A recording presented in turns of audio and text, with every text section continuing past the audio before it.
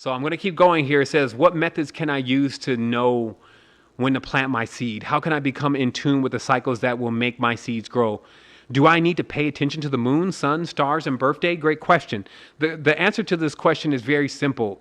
If this is a woman asking this question, you have a calendar, you have a clock. That's why I created a post just recently, an ancient clock revealed. And I know that, again, the people who are looking for that ancient chart to figure out how externally it works only just need to look at the nearest female in proxy to determine in your space personally, because see, what happens is the lunar bodies and the celestial bodies may be moving in one direction, but in your house, things may be going in an entirely different direction because you're the Lord still of your own life. You can actually command that all of those wombs synchronize themselves to the master node, right? Which would put you on time. However, you have to bring edicts and laws inside of your own home, rules, which are basically straight lines. You got to bring those inside of your home as a way of actually hedging in things that are growing on top of other things. This is the world of the gardener, by the way. This is the straight line or the light.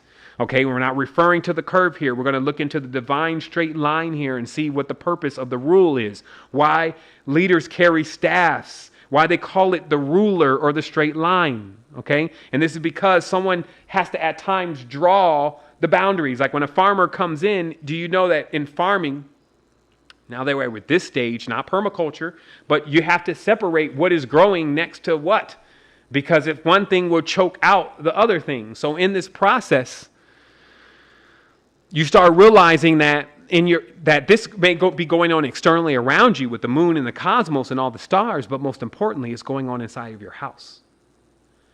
And that the nearest female to you by proxy, her cycle is really tuned in with your cycle.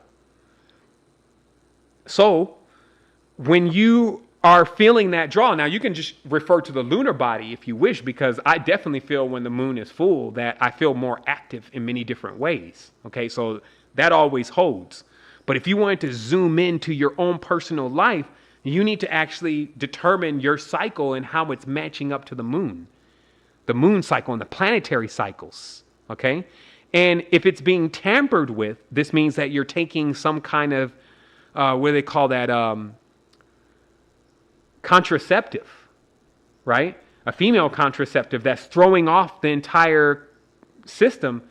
Then that's where the abundance is like basically in the hand of a dark Jesuit priest alchemist working for Pfizer and Merck. That's putting these basically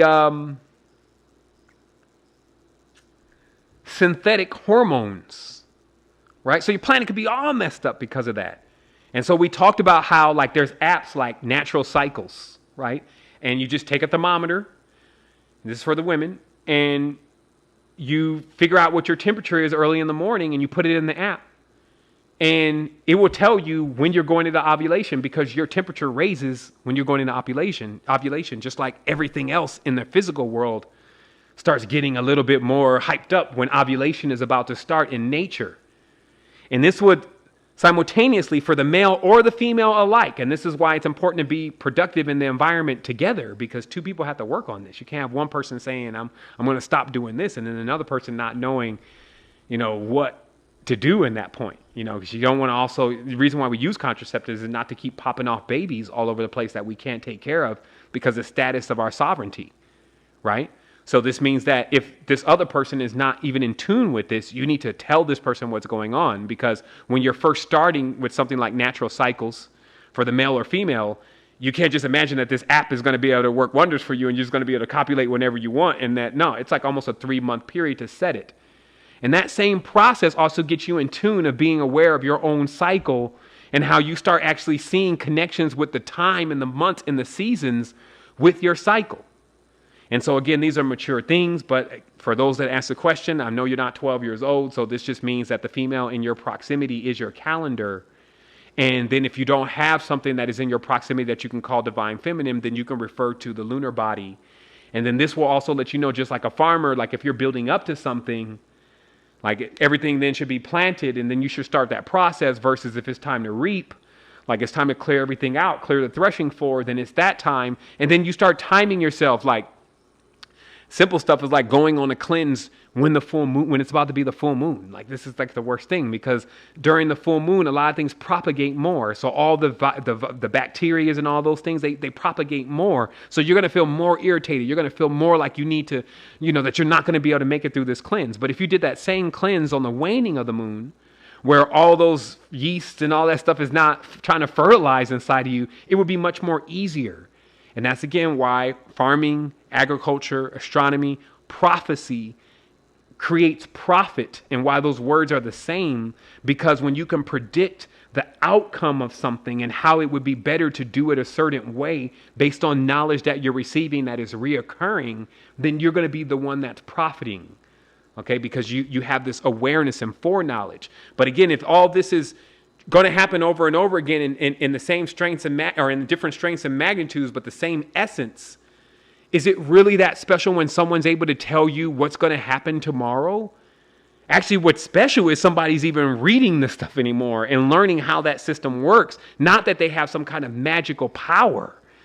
You see what I mean? So let's just be wise at this. Like, the power is just to sit down and actually study the knowledge, and you can do that from within. So the person said, do I need to pay attention to the moon, sun, stars, and birthday? Like I said, you'll see how that aligns and connects within you, and then you can use the planetary bodies around you. Also, I will also add, the moons and the Venuses are not the only ones around you, right? Like, even I have this occurrence that happens often where me and my wife have this certain kind of person that comes around, and we have two different friends that are the same in their characters and always come around at the same time. It's the craziest thing. So they're completely unrelated. They do not know each other, but they're on the same zodiac sign.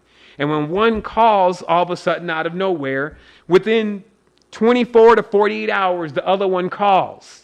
And they serve almost the exact same purpose in our lives. And when you see that happening over and over and over again, you got to step back for a moment and just realize what I call orbit theory. That you have other stars orbiting you, and moons and planets orbiting you. Some of them are close, so they're friends.